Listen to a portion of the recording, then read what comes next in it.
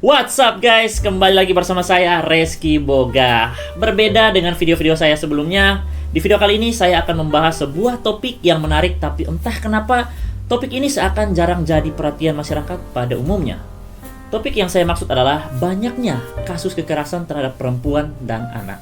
Sebenarnya tidak jarang kita lihat, dengar berita, atau bahkan menyaksikan langsung kasus-kasus kekerasan terhadap perempuan dan anak.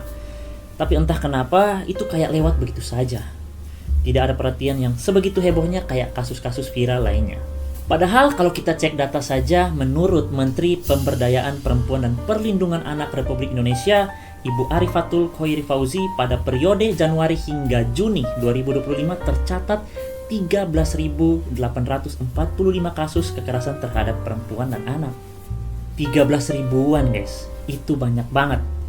Ini juga bukan sekedar data atau angka teman-teman, tapi di balik jumlah yang begitu banyak, nama-nama korban yang bisa jadi anak-anak, adik-adik kita, kakak-kakak kita.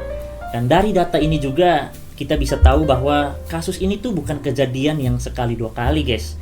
Ini tuh sudah jadi permasalahan serius dan sistemik. 13 ribuan loh, bayangkan.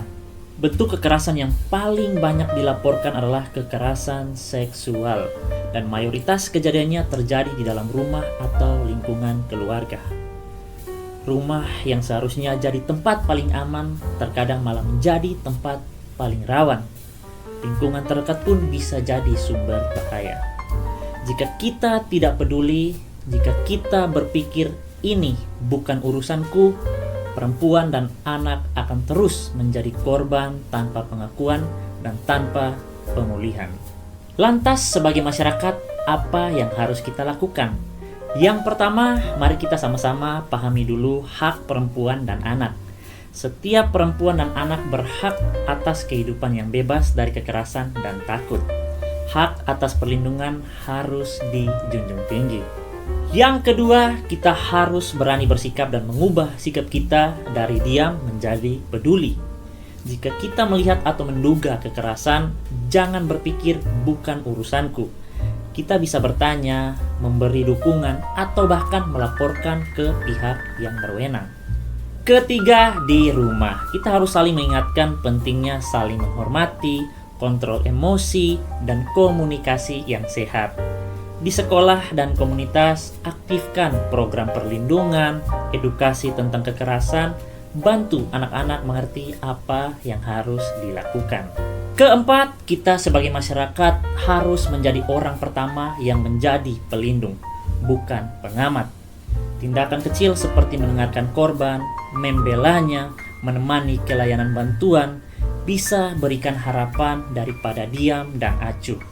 Melindungi bukanlah tanda kelemahan, malah itu adalah bukti keberanian kita sebagai manusia yang peduli. Oke? Terakhir, sebentar lagi kita memperingati Hari Anti Kekerasan terhadap Perempuan dan Anak. Tapi saya berharap ini bukan menjadi seremonial yang kosong, tapi sebagai pengingat kolektif bahwa kita semua punya tanggung jawab bersama. Mari kita bangun dunia di mana perempuan tak takut pulang ke rumah, anak-anak tumbuh dengan bahagia tanpa bayang-bayang kekerasan.